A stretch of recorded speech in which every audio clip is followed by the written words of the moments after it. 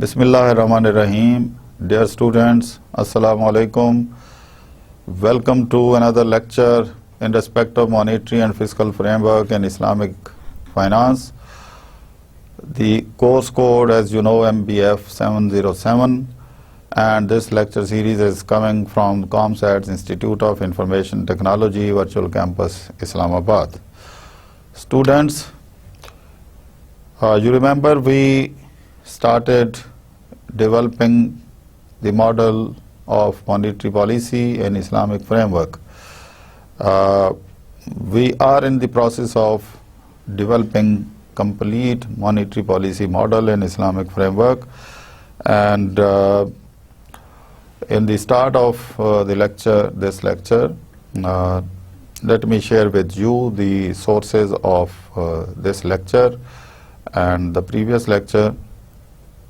The main source of material which I have referred, which I have studied for the preparation of this lecture, is Mohsin S. Khan. Mohsin Khan's contribution in terms of monetary policy in Islamic framework.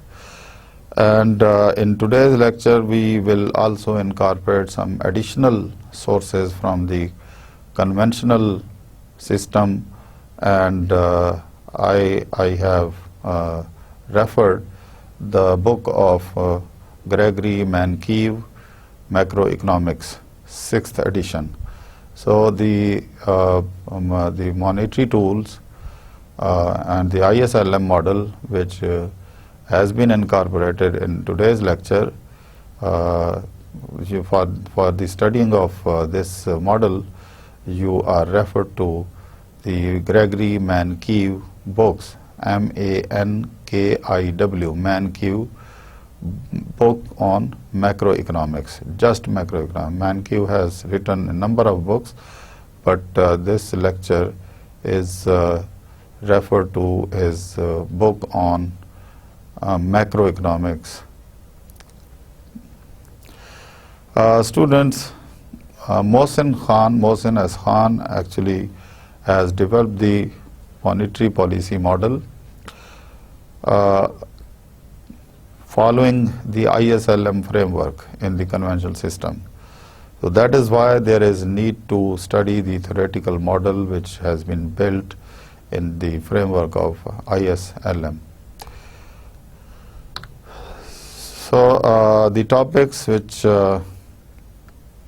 we have covered in the previous lecture, let us review them very quickly. In the last lecture, we studied the modes of financing, which will be the inevitable part of monetary policy of the Islamic framework.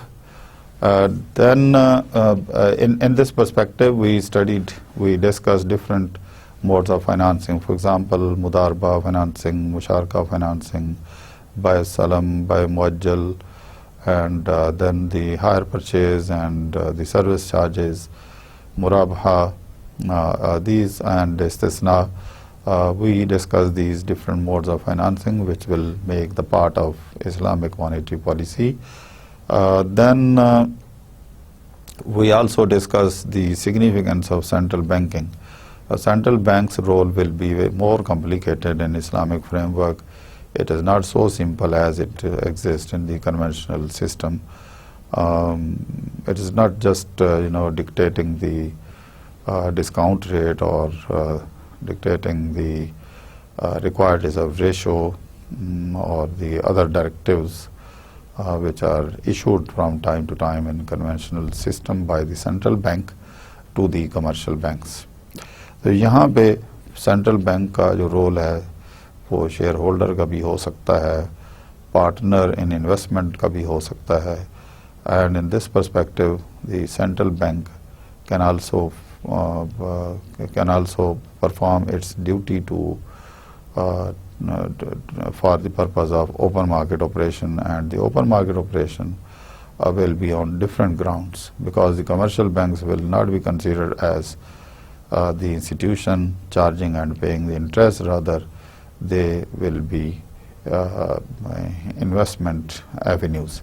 So their role will be just like the investment avenues.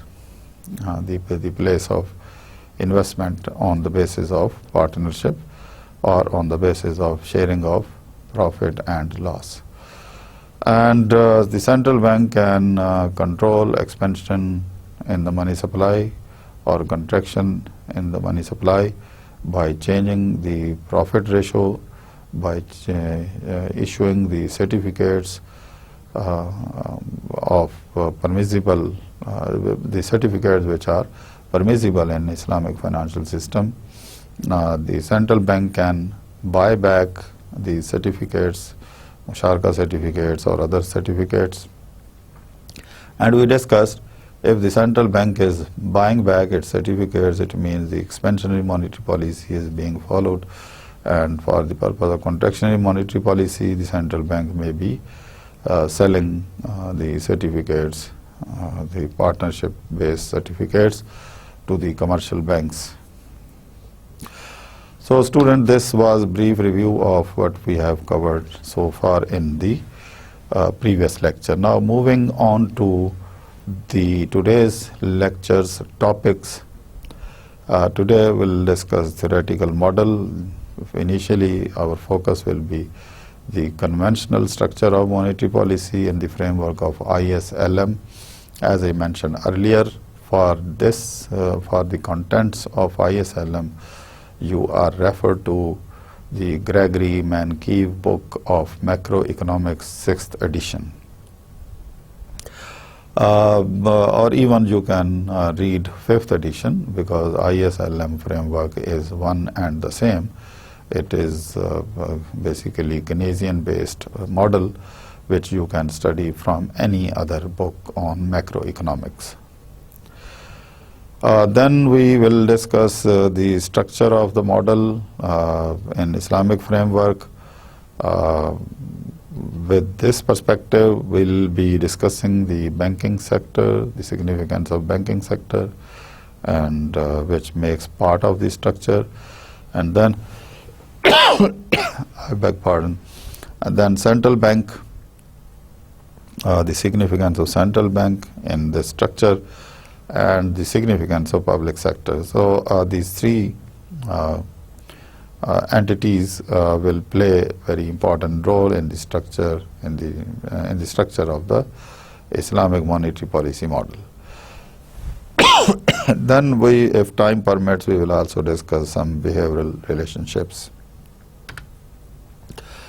So students, according to the understanding, according to the list of the topics for today's lecture, the first thing is IS curve in conventional framework. Why we are discussing conventional framework? Because Mohsin Khan has built his monetary policy in Islamic framework, keeping in view the ISLM framework. The only difference is that he is replacing interest. He has substituted Islamic modes of finance for the conventional interest-based system.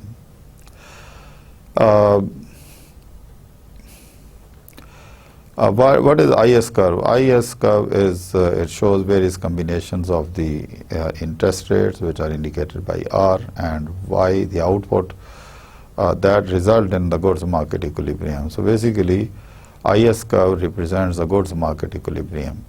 As I have been mentioning at length in different lectures, that the monetary policy and the fiscal policy, they can work successfully in coordination with each other. One policy cannot work successfully independent of the other policy. At times, we need to make adjustment in the output level through aggregate demand, aggregate supply.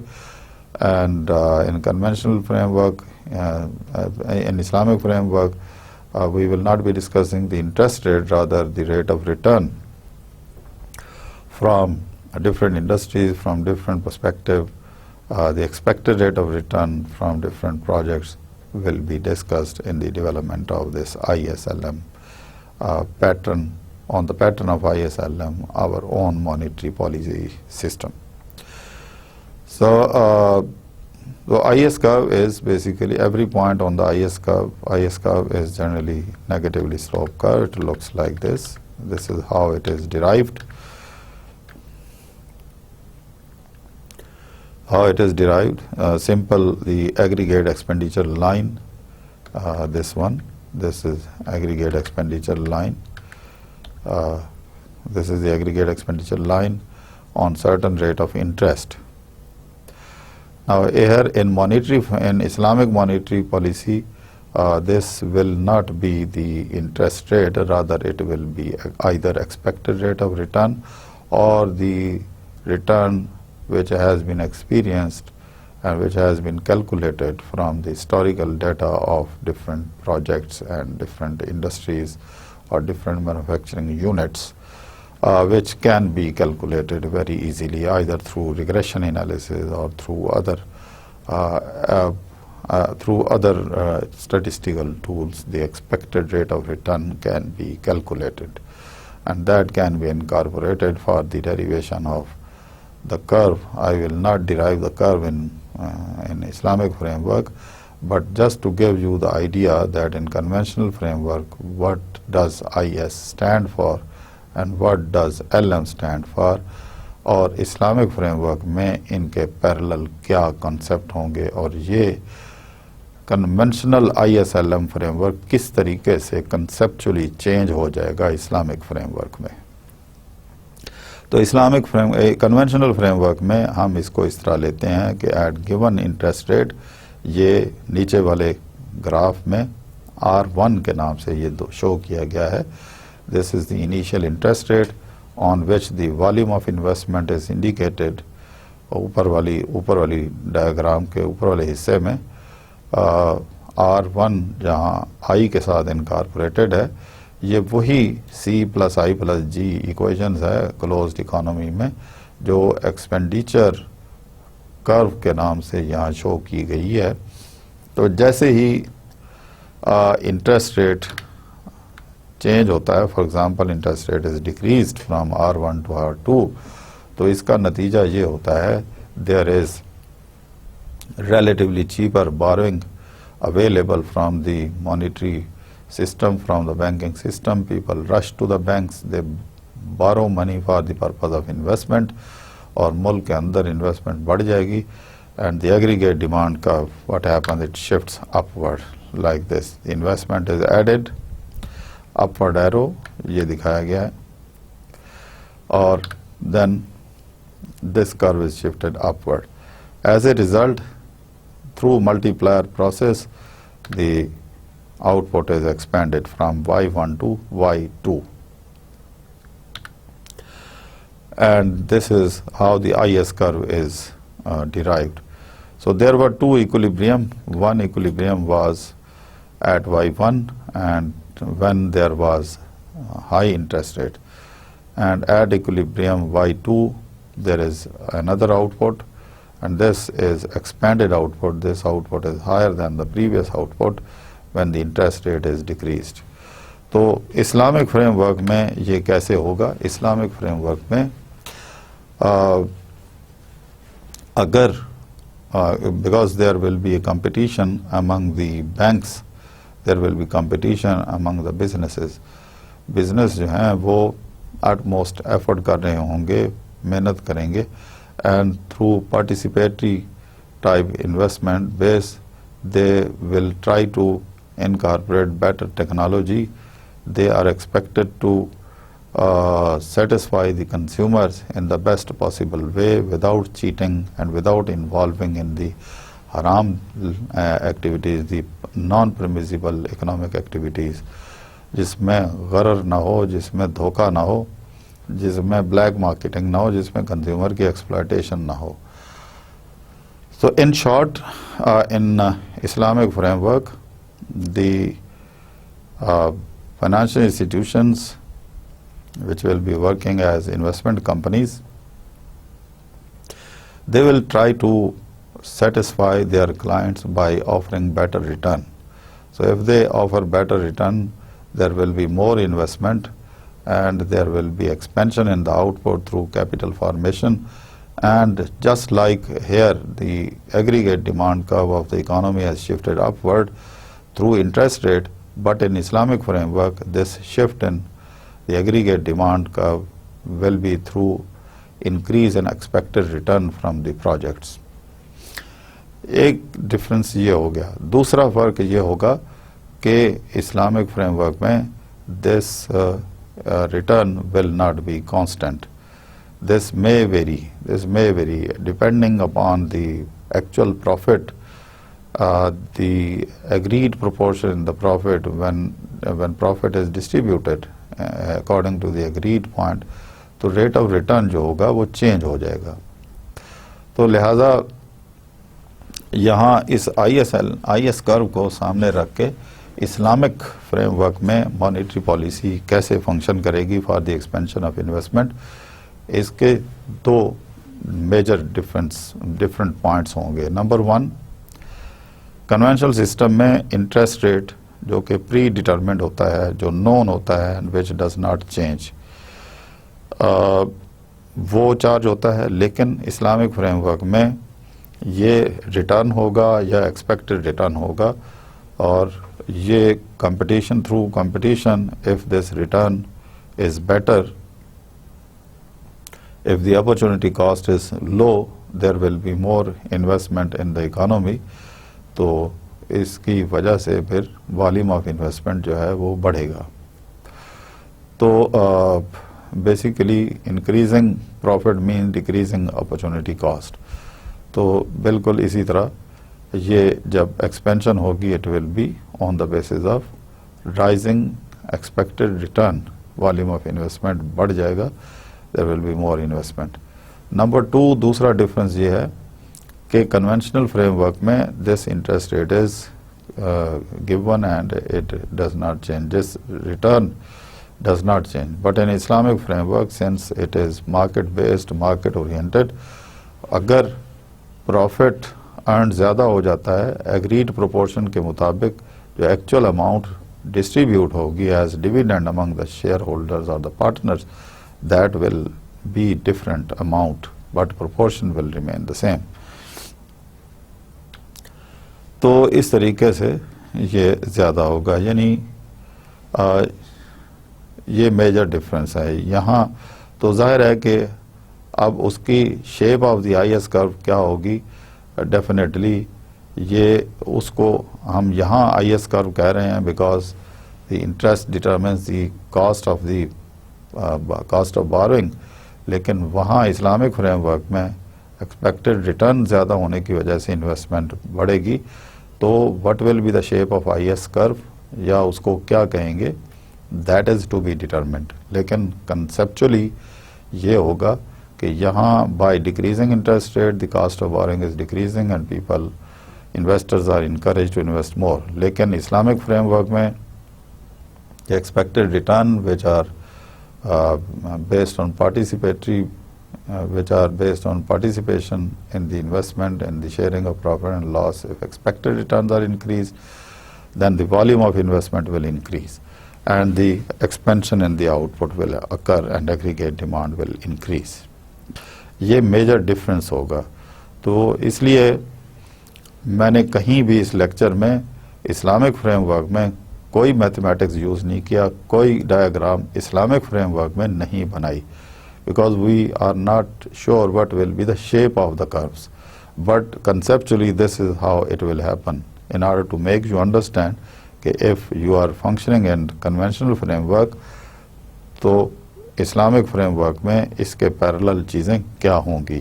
اس لیے میں نے for your convenience یہ جو diagram دکھائی ہیں یہ conventional frame work سے دکھائی ہیں. Mostly students are familiar with this framework and they start thinking about the possible Islamic framework. تو یہ اس لحاظ سے ہیلپ کرے گا کہ اگر مانیٹری پالیسی فسکل پالیسی جو ہے monetary tool fiscal policy real sector کو افیکٹ کر رہے ہیں تھرو انٹرسٹ ریٹ, تو اس کے پیرلل اسلامک فریم ورک میں کیا کانسیپٹ ایگزسٹ کرے گا. تو اسٹوڈینٹس اس کا مطلب یہ ہوگا کہ I S will be negatively sloped, لیکن کیونکہ اسلامک فریم ورک میں اگر ہم ایکسپیکٹڈ ریٹرن یوز کر رہے ہیں, پارٹیسپیٹری انویسٹمنٹ کر رہے ہیں, تو اس میں آئی ایس کو کیا کہیں گے اور اس کی کرو کی شیپ کیا ہوگی, ممکن ہے یہ پازیٹیولی سلوپڈ ہو, because with the increase in expected return the volume of investment is increased due to greater incentive of investment.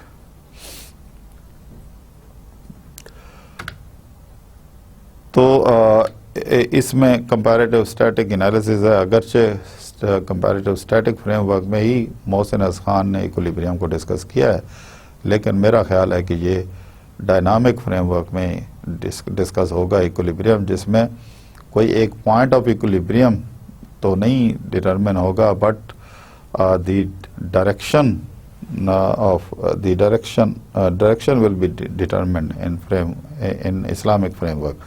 Direction سے مراد یہ ہے کہ اگر کوئی ایکسپیکٹڈ ریٹرن ہم نے کیلکولیٹ کیا ہے on the basis of historical data, اور ایکچوئل ریٹرن جو ہے وہ یا تو اس سے ڈیویٹ ہوگا یا اس کی طرف کنورج ہوگا, تو وہ ایک لائن سے اگر ہم دکھانا ہے تو کنورجنس یا ڈائیورجنس وہ جو ہے وہ دکھائی جا سکتی ہے.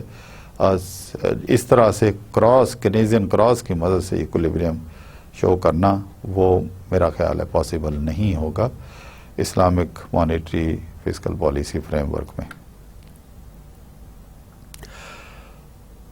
تو بیسیکلی آئی ایس کا یہ وہی اسی لونیبل فنڈ ماڈل سے ڈرائیو ہوتی ہے جیسے ہم نے ڈسکس کیا تھا پہلے کہ سیونگ انویسٹمنٹ کس طرح ہوتا ہے.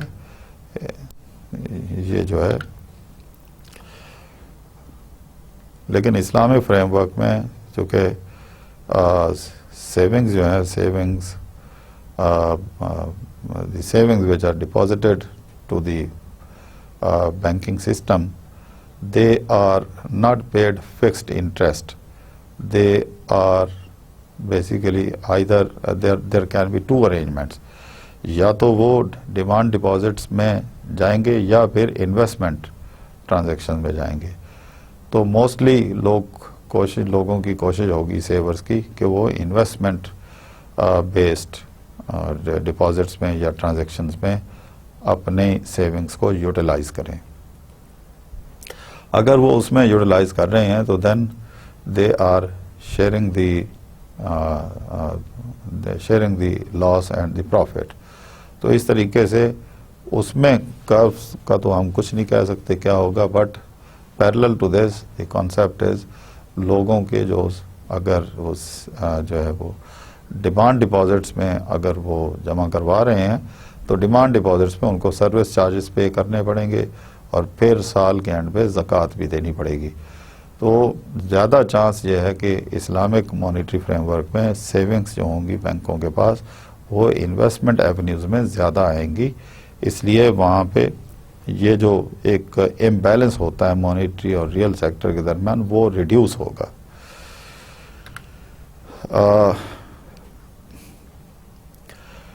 اسی طرح باقی جو اس کا پارٹ ہے وہ ہم سے کوئی زیادہ ریلیونٹ نہیں ہے مانیٹری پالیسی میں, وہ فسکل پالیسی سے ریلیونٹ ہے, جیسے گورنمنٹ ایکسپینڈیچرز ہو گئے. اگر اس میں ہم اپنے اسلامک فریم ورک سے فسکل پالیسی کو لے کر آئیں فسکل ٹول کے طور پر, وہاں پہ ہمارے پاس جیسے ہم نے بڑی ڈیٹیل سے ڈسکس کیا تھا صرف پبلک سیکٹر نہیں بلکہ پرائیویٹ سیکٹر میں جو زکوٰۃ سسٹم ہے جو فریدی کے مطابق ایک والنٹیئر سسٹم بھی ہمارے ہاں موجود ہے, that will cause shift in the curves. اب شفٹ ان کرو ظاہر ہے اسلامک فریم ورک میں ابھی ہم کروز کے بارے میں کچھ نہیں کہہ سکتے, لیکن ایک چیز بڑی یقینی کہی جا سکتی ہے کہ if public sector is developing infrastructure for the business and the environment is being created which is business friendly, تو definitely returns جو ہیں business کے وہ بڑھیں گے اور whatever standard is set definitely جو improvement in business ہے وہ آئے گی and the returns will increase even on the given amount of investment. تو اس کے پیرلل ہم وہاں پہ یہ بات کر سکتے ہیں, یعنی جو ہم فسکل پالیسی میں ہم نے ڈسکس کیا تھا کہ گورنمنٹ ایکسپینڈیچرز کیسے ہوں گے, استثناء بیسڈ ہوں گے, مشارکہ بیسڈ ہوں گے. اسی طرح ہم نے زکوٰۃ سسٹم کو بڑی ڈیٹیل سے ڈسکس کیا تھا کہ زکوٰۃ کس طرح ملٹی پلائر ایفیکٹ کے ذریعے نیشنل انکم کو بڑھا دیتی ہے.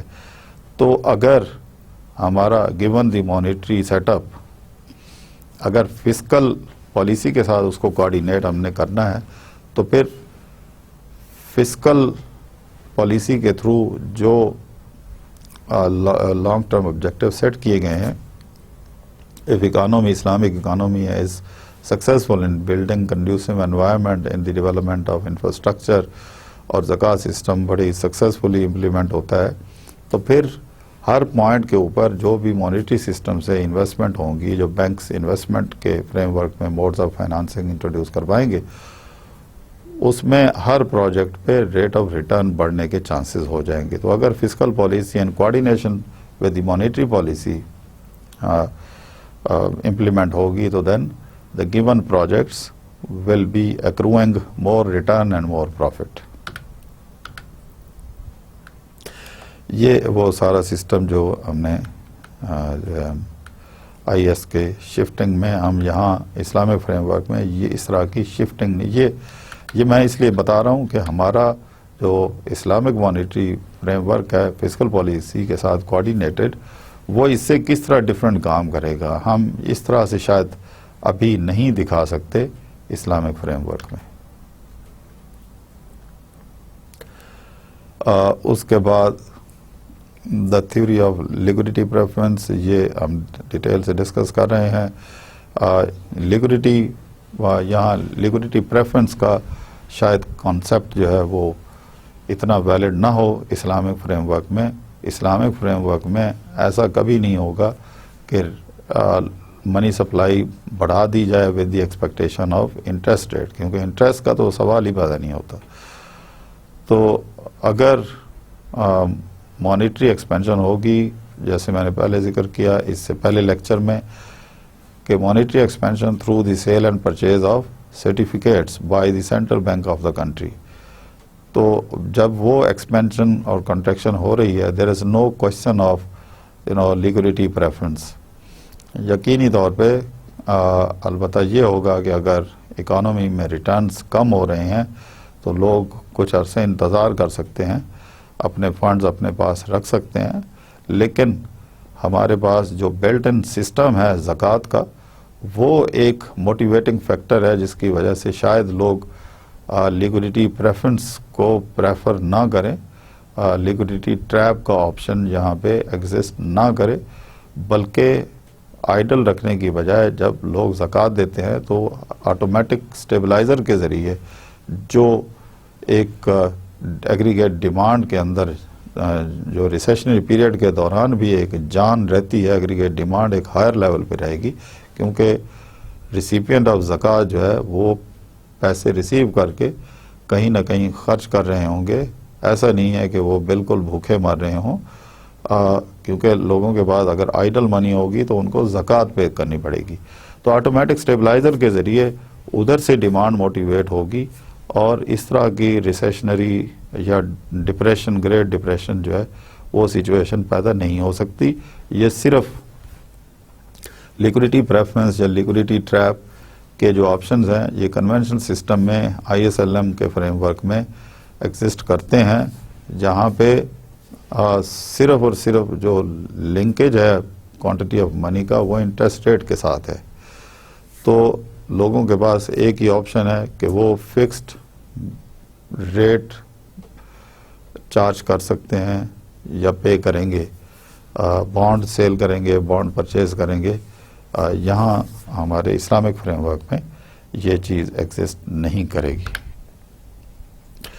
اس کے بعد منی سپلائی کی سائڈ پہ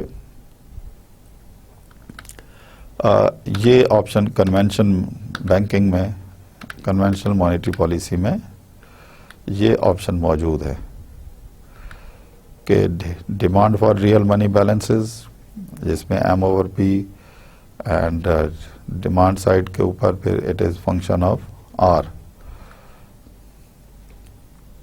لیکن اسلامک فریم ورک میں یہ جو ڈیمانڈ فار فنڈز ہے یہ it will not be based on R, بلکہ یہ لنک ہوگا ایک پورے پورٹ فولیو کے ساتھ ہمارا. تو ڈیمانڈ فار فنڈز جو ہے وہ it will be for the purpose of investment through some modes of finance. تو اس لیے جتنا اب اس سلسلے میں ڈیمانڈ فار فنڈز میں کون کون سی چیزیں آئیں گی. ڈیمانڈ فار فنڈز جو ہے دس ول بی ڈیٹرمن کہ اگر ایکسپیکٹڈ ریٹرن مارکیٹ میں زیادہ ہے and some portfolio of the project is feasible and this is available, the economic circumstances are favorable, the monitoring system is more reliable, the audit system is more reliable, then the demand for fund will increase. And this demand for fund will be for the purpose of investment. It can be under istisna, it can be under the arrangement of some musharka mudarba or mudarba particularly. لیکن اس طرح سے just the demand for cash for the purpose of cash کی گنجائش Islamic framework میں نہیں ہوگی. یہ conventional system ہے جس میں یہ انٹرسٹ ریٹ بڑا سگنیفیکنٹ رول کرتا ہے, جس میں یہ منی سپلائی کرو جو ہے it shifts right word, it shifts leftward with the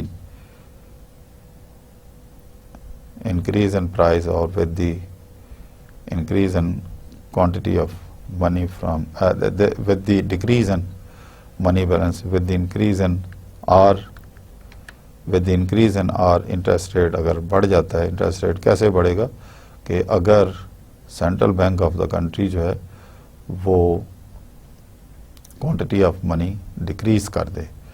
So if real money balances are decreased either due to inflation or due to the central bank intervention, تو پھر یہ اکانومی کے اندر انٹرسٹ ریٹ بڑھ جائے گا, اور اس انٹرسٹ ریٹ کا تعلق جو ہے اور اس کی بیس پہ پھر ایل ایم کرو ڈرائیو ہوتی ہے کہ انٹرسٹ ریٹ بڑھنے کی وجہ سے والیوم آف انویسٹمنٹ کم ہوگا اور آؤٹ پٹ جو ہے وہ ڈیکریز ہو جائے گا.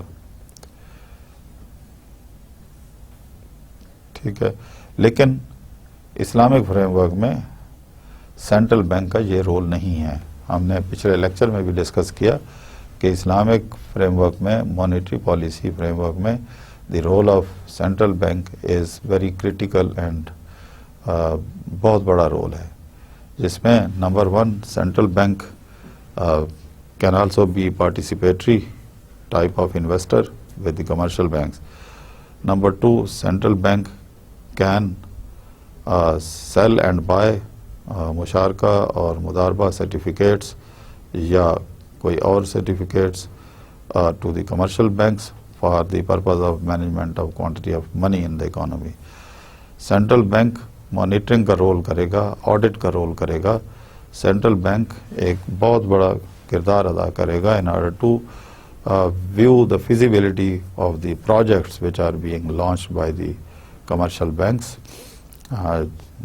حالانکہ یہ کنونشنل سسٹم کے اندر سینٹرل بینک کا رول جو ہے وہ بڑا لمیٹڈ سا ہے, لیکن اسلامی فریم ورک میں یہ ایک براڈ ہوگا. یہ صرف 2 لائنیں کھینچ کے اسلامک فریم ورک میں ہم نہیں بتا سکتے کہ یہ صرف رول ہوگا سینٹرل بینک کا. سینٹرل بینک کا بہت بڑا رول ہے اسلامک فریم ورک میں, جس طرح میں نے ذکر کیا.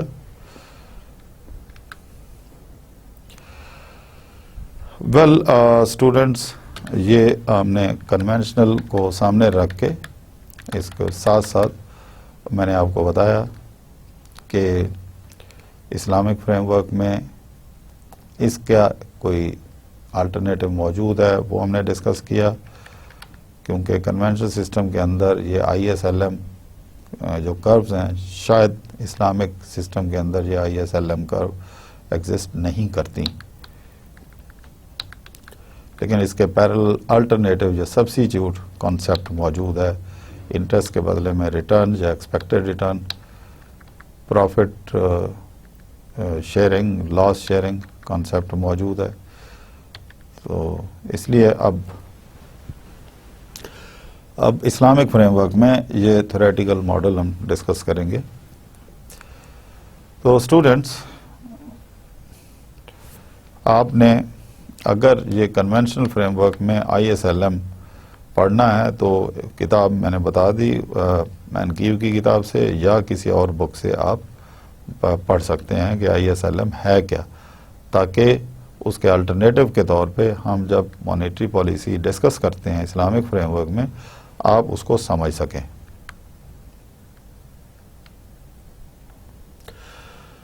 تو theoretical model of the Islamic financial system, اس میں تھوڑا سا آپ کے ساتھ میں شیئر کروں کہ جو ابھی تک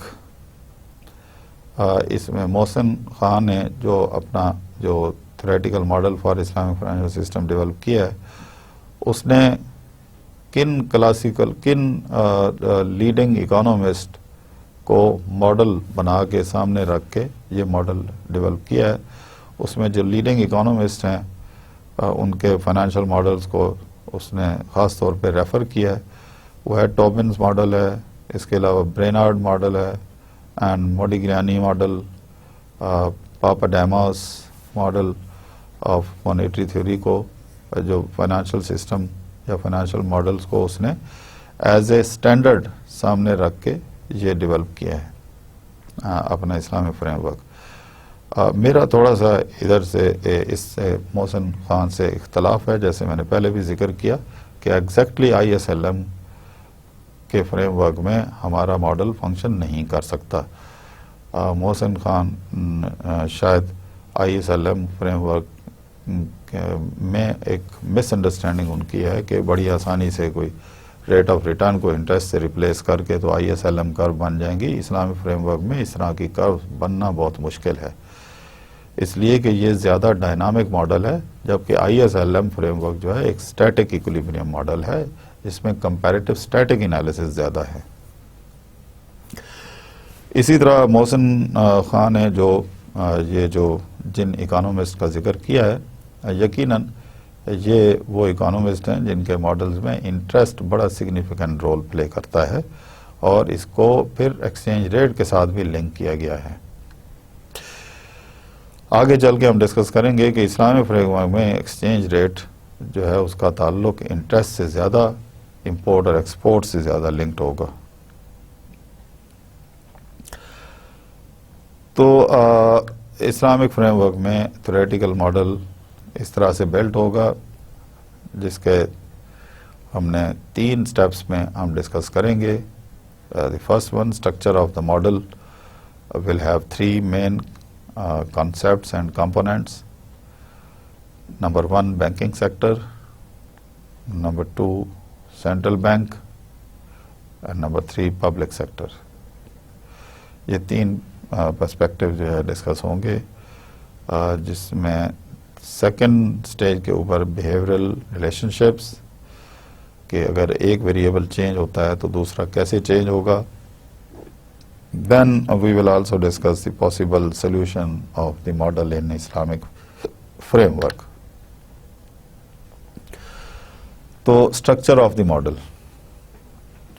Structure of the model میں the financial side of the economy is composed of commercial banks, central bank and the non-bank public.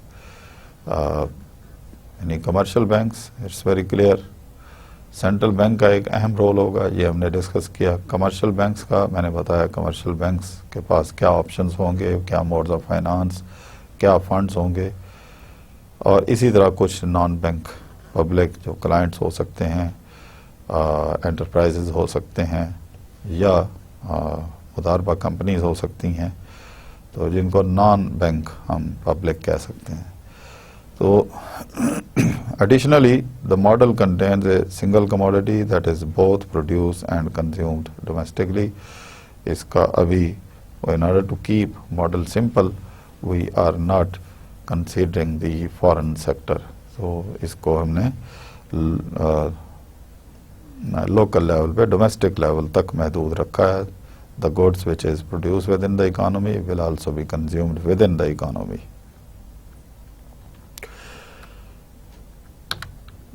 اس کے علاوہ commercial banks will offer only investment deposits to the public which are not guaranteed by the banks and do not yield the predetermined rate of return. یہ ہماری monetary system کے اندر شروع سے ہی assumption ہے کہ commercial banks typical conventional style کے اوپر کام نہیں کریں گے where in they pay interest on deposit where they charge interest on the loans. تو یہاں پہ ایسا نہیں ہوگا بلکہ انویسٹمنٹ ڈپازٹس ہوں گے جن کے اوپر ریٹرن کی گارنٹی جو ہے وہ نہیں دی جا سکتی کہ کتنا ہوگا. تو وہ جو بھی ریئل ریٹرن ہوگا اس کے مطابق پروپورشن میں شیئر ہوگا. تو the banks are therefore assumed to pay depositors a rate of return which is based on profits from their operations. These profits are shared between the depositor and the bank in some mutually agreed proportion. یہ میں نے بڑی detail سے آپ کو پہلے بھی بتایا ہے. تو اسلامک فریم ورک میں یہ ایک میوچلی ایگریڈ پروپورشن جس میں کوئی بھی پارٹی دوسری پارٹی کو یہ پروپورشن جو ہے ڈکٹیٹ نہیں کر سکتی. دونوں پارٹیز مل کے ایک پروپورشن آف دی پروفٹ جو ڈسٹریبیوٹ ہوگا اس کے اوپر ایگریمنٹ کریں گی اور پھر ایکچولی جب when profit is materialized, that profit will be distributed among the participants or the shareholders or the partners. So therefore the rate of return will be different from the interest in the sense that this rate of return will fluctuate. Possibly it can be say 10%. We cannot say percent. Just if we want to report it in percent, then the actual profit divided by capital multiplied by 100. That in order to understand, although this is not the formula to use for the distribution of profit, because profit is distributed according to agreed formula, not according to the contribution in the capital as a proportion of the capital. تو یہ Islamic framework میں تو اس لیے ممکن ہے first quarter میں return زیادہ ہو, second quarter میں کم ہو, تھرڈ کوارٹر میں پہلے سے بھی زیادہ ہو. تو یہ ویری کرتا ہے from project to project, from return to from bank to bank and also from time to time. تو commercial banks in Islamic framework cannot borrow from the central banks on the fixed rate of return, on the fixed rate of interest, بلکہ اسی طرح جیسے convention system کے اندر discounting کی اور پھر ری discounting کی فیسلٹی موجود ہوتی ہے کمرشل بینکس اور سینٹرل بینک کے درمیان, وہ چیز یہاں ایگزسٹ نہیں کرے گی. تو بینکس جو ہے اگر بارو کریں گے سینٹرل بینک سے تو صرف اور صرف ایکوٹی پارٹیسپیشن بیس یہ ہوگا. It will not be based on the fixed rate of interest or discount factor. So central bank can purchase equity in the bank when it wishes to expand reserves in the system and vice versa. جب بھی central bank نے اپنے reserve expand کرنے ہوں تو central bank can buy equity of a bank, one bank اور to banks, جو اس کی ایکوٹی پرچیز کر کے وہ اپنے ریزروز کو ایکسپینڈ کر سکتا ہے. Therefore, an additional source of funds for commercial bank becomes the sale of equity shares to the central bank. تو یہ میں نے پہلے بھی جب سینٹرل بینک کا ہم رول ڈسکس کر رہے تھے تو یہاں تھیوریٹیکل ماڈل, جب ماڈل آف مانیٹری پالیسی ہم اسلامک فریم ورک میں بلڈ کرنے چاہ رہے ہیں تو وہ کنسیپٹ یہاں پہ پریکٹیکلی ایگزسٹ کرے گا, فزیکلی ایگزسٹ کرے گا کہ سینٹرل بینک کس طریقے سے اپنے ریزروز کو ریڈیوس یا ایکسپینڈ کر سکتا ہے. تو اگر ریزرو ایکسپینڈ کرنے ہیں تو central bank can buy equity of the bank, اور اگر کانٹریکٹ کرنے ہیں تو اس کا ریزرو یعنی پرچیزنگ کی بجائے سینٹرل بینک جو ہے وہ ایکوٹی بیچ بھی سکتا ہے. تو لہذا the rate of return on equity shares would depend on the overall profit position of the banks, so that in contrast to an official discount rate, it would not be determined directly by the central bank. Central bank اپنی طرف سے نہ dictate کر سکتا ہے، نہ fix کر سکتا ہے، بلکہ actually whatever is determined by the projects, by the system, by the projects which are being run on the basis of demand supply, اس کے مطابق جو ڈیٹرمن ہوگا اس کے مطابق سینٹرل بینک کو ایکسیپٹ کرنا پڑے گا. Central bank can not dictate any discount rate in Islamic framework. On the lending side, banks engage in only risk return sharing مداربہ arrangements with the public. یعنی مداربہ کی بیس پہ اس میں یہ نہیں ہے کہ لینڈنگ اور بورنگ جو ہے فکس ریٹ پہ ہو رہی ہو. اگر لوگ فائنانشل ہیں تو بینک جو ہے وہ مداربہ کے تحت آگے پروجیکٹ لانچ کر سکتا ہے. اگر لوگ ایز انٹرپرائز یا ایز مینجمنٹ بارور ہیں, بارور تو نہیں, they will become the if people are mudarib, and the financial institution, the banks can also become the rabul mal. So either, but the point is the borrowing and lending will not be on the basis of interest rate. It can be on mudarba basis, funds can be supplied. It can be on mudarba basis that funds can be demanded. The profit earned from the projects financed by the bank are shared between the bank and the entrepreneur. And pre-arrangement یہ وہی بات جو پہلے بھی ہم نے کی ہے بینکنگ سیکٹر میں. The rate of return the banks receive will be related to the rate they pay on their liabilities, with the spread essentially covering operating and the other cost. اگر بینک کے پاس لوگوں کا پیسہ آیا ہے اور bank نے آگے مداربہ کمپنیز کے ذریعے سے انویسٹمنٹ کی ہے, تو جو بھی پروفٹ ارن ہوگا before distribution of the profit, the banks will recover its expenditures and the cost. جو بھی اس پروسیس میں بینک کی کا خرچہ ہوا ہے, that has to be deducted first, and then the profit will be distributed among the depositors or the shareholders. تو اگر if costs are assumed to be zero, then obviously the bank's liabilities to distribute profit will be linked with the actual return of the bank from different mudarba projects. So higher share of return to the bank would reduce the demand for loans. یہ ایک بہت important چیز ہے کہ bank اگر ڈپازٹرز کو تو کم return پے کر رہا ہو لیکن خود اپنا حصہ زیادہ رکھ لے, تو دین لوگ جو ہیں وہ زیادہ ان سے بینک سے توقع نہیں کریں گے, وہ کوئی الٹرنیٹو تلاش کریں گے کسی اور بینک کے پاس جو کہ زیادہ ان کو پروفٹ میں شیئر دے, اس کے پاس جائیں گے. اس طریقے سے بینکوں کے درمیان بھی ایک کمپٹیشن ہوگا کہ وہ اپنا شیئر ان پروفٹ کم سے کم رکھیں اور لوگوں کو فیسیلیٹیٹ کریں تاکہ زیادہ سے زیادہ ان کے پروجیکٹس کی demand who. So banks are also required to hold a certain proportion of their liabilities to the public in the form of reserves with the central bank. Again, this will be through the sale and purchase of the equity. So whether the investment deposits should be subject to the legal reserve requirements or not, this is debatable.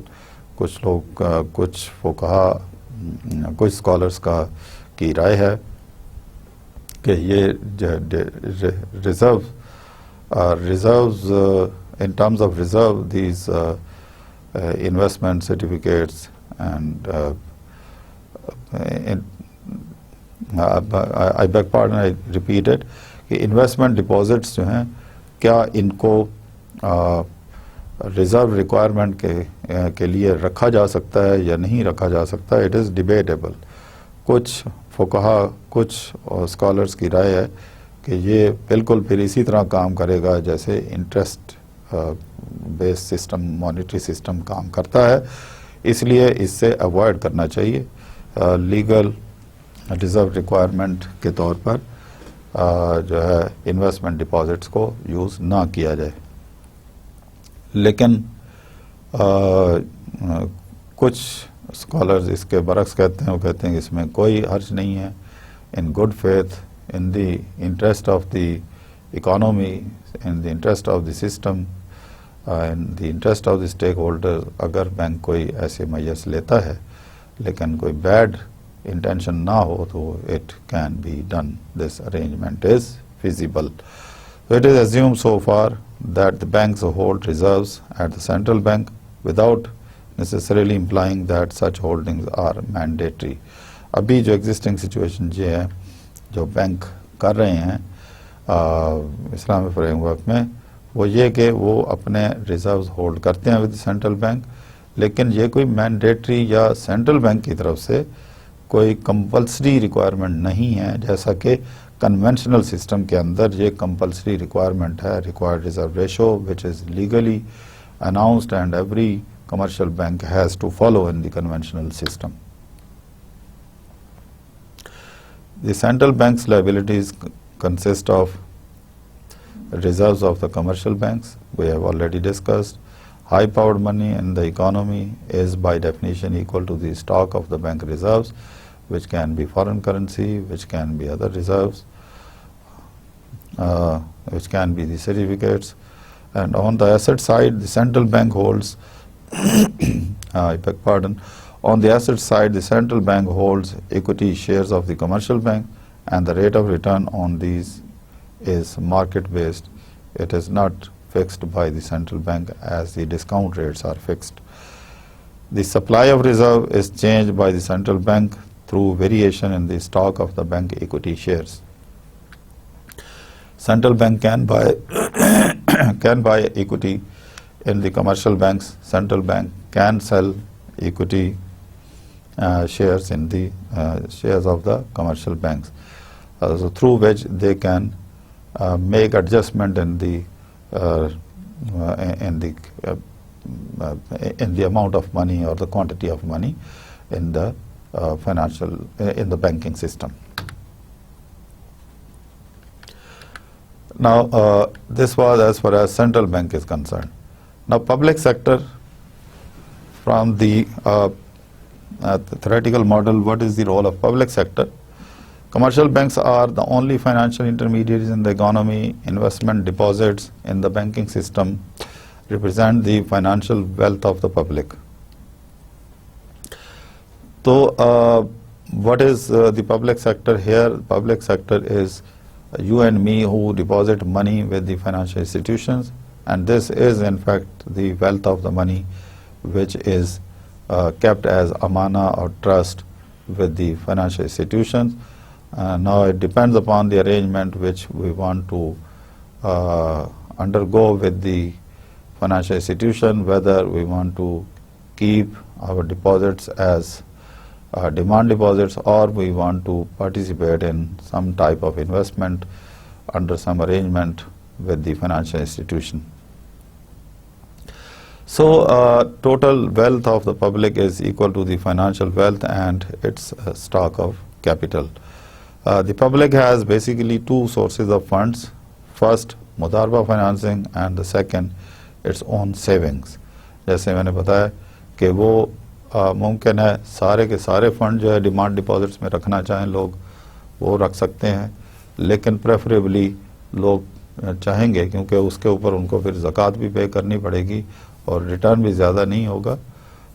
अगर banks, जो मैंने पहले बताया, अगर उनको utilise करके कुछ profit में से प्रोपोर्शन उनके अकाउंट्स में क्रेडिट कर दे तो but it will not B a big amount. और फिर इसके ऊपर क्वेश्चन मार्क भी है कि क्या उनकी परमिशन के बगैर बैंक यूटिलाइज़ भी कर सकता है उन फंड्स को कि नहीं। लिहाजा इसमें दो ऑप्शन हैं, एक तो ये कि बैंक उसको अपने सेविंग्स के तौर पर कुछ अरसे के लिए रखे और कुछ प्रोपोर्शन इन सेविंग्स का वो अंडर मुदारबा फाइनेंसिंग स्कीम इन्वेस्टमेंट बैंक के साथ कर ले। बैंक्स जो है after having received these deposits under mudarba arrangement can invest somewhere with the Mudarba companies from where banks can earn profit. So in the absence of the debt market and desired increase in the assets has to be accommodated through one of these sources, either through savings or Mudarba or both. अब theoretical model public sector में एक और जो important point है कि any model that attempts to explain this type of economy would have to necessarily ensure consistency with the flow of funds accounts.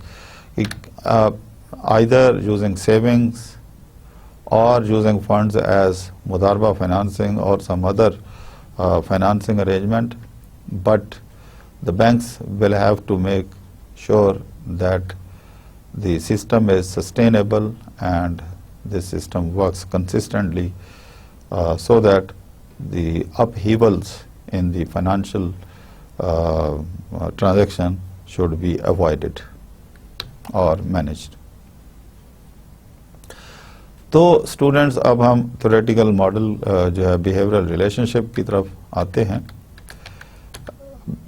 इस behavioural relationship को discuss करने के लिए, क्योंकि हमारे पास टाइम कम है, तो हम मुख्तसर इसके कुछ असम्पशंस डिस्कस करेंगे. बाकी तफसील फिर आइंदा लेक्चर में होगी इंशाल्लाह. The monetary policy in an Islamic economy is a variant of the standard of ISLM model. जैसे मैंने पहले जिक्र किया कि हम ISLM मॉडल को चेंज करके एक नया मॉडल जो है वो इंट्रोड्यूस करवाना पड़ेगा मॉनेटरी सिस्टम के अंदर. हमारे मॉनेटरी पॉलिसी में जो कन्वेंशनली फंक्शनिंग ISLM में डिस्कस होता है वो शायद हमारे इस्लामिक फ्रेमवर्क में as a part of monetary policy वो it is not acceptable. For this purpose, three assumptions are inevitable. Number one, all changes in income will reflect variations in the real output, and no mention of interest rate. The expectations of the economic agents are fully realized. ये हमारी expectations है, assumption है. Obviously, when this is assumption, it may not be the real story. Just to develop the theoretical model. And the third assumption, the real and the financial sector are assumed to be continuously in equilibrium.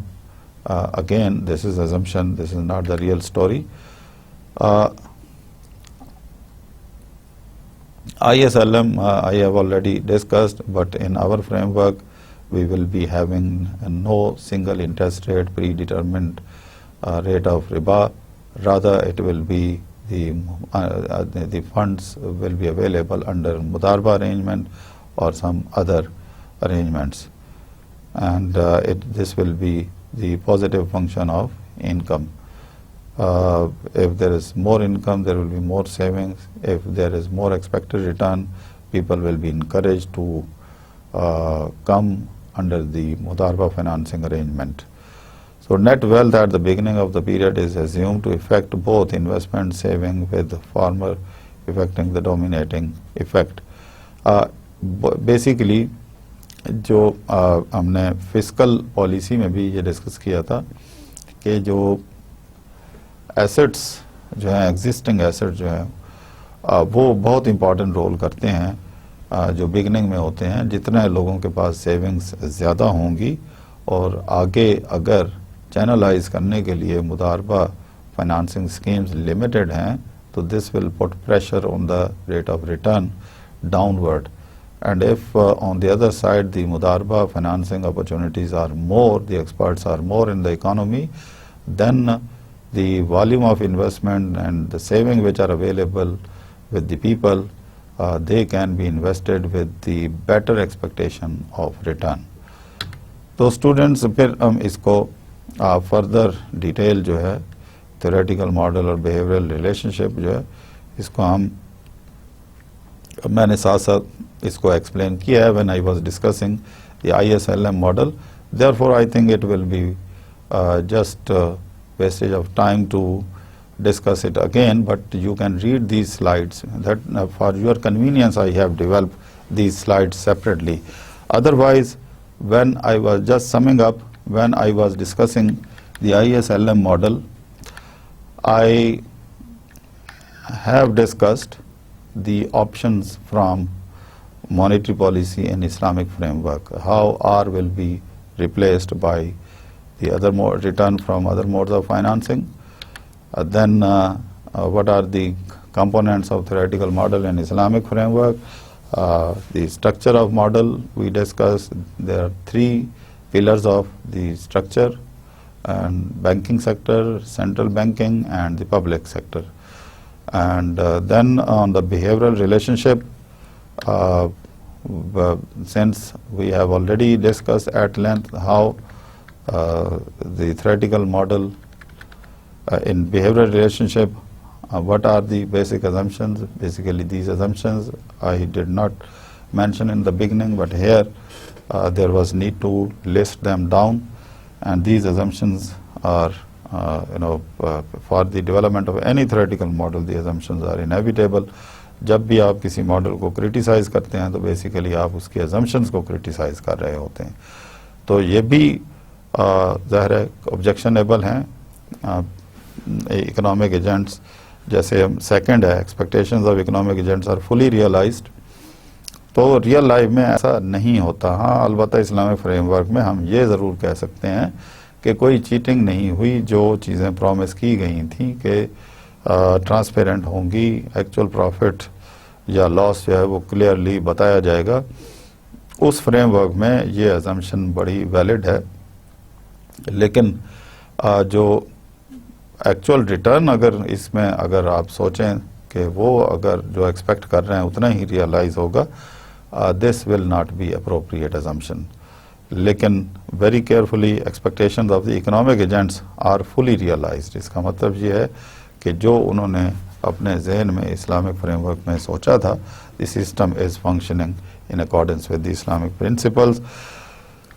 तो students, फिर हमने एक और assumption, the real and the financial sector are assumed to be in continuous equilibrium. ये एक ज़बरदस्त assumption है, क्योंकि अगर complete coordination रियल सेक्टर में और फाइनेंशियल सेक्टर में ना हो तो फिर कुछ डाउट्स क्रिएट होंगे मॉनेटरी पॉलिसी के बारे में भी और the institutions which are engaged in the monetary policy.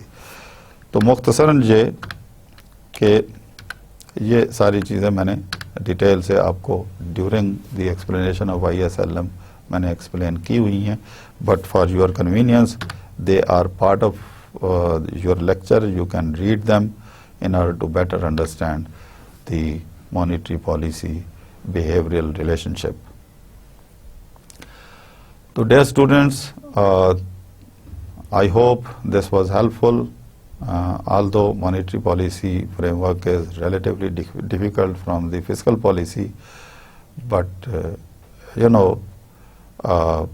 finance, as I realize that the finance is difficult to understand at the first glance, but if you read it again and again, it is very interesting, because the understanding of financial tools helps you to understand the real life economic activities.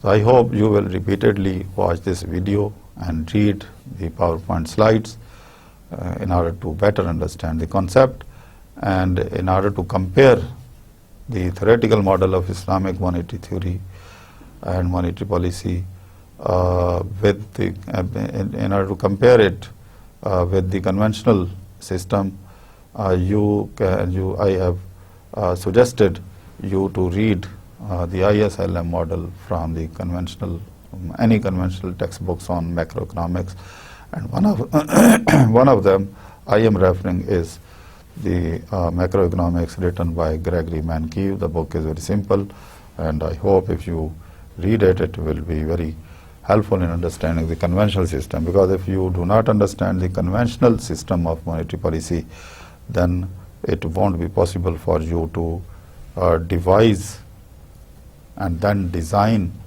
the monetary policy in Islamic framework. With these words, thank you very much. Allah Hafiz. See you in the next lecture with further development in the context of monetary policy. Till then, goodbye.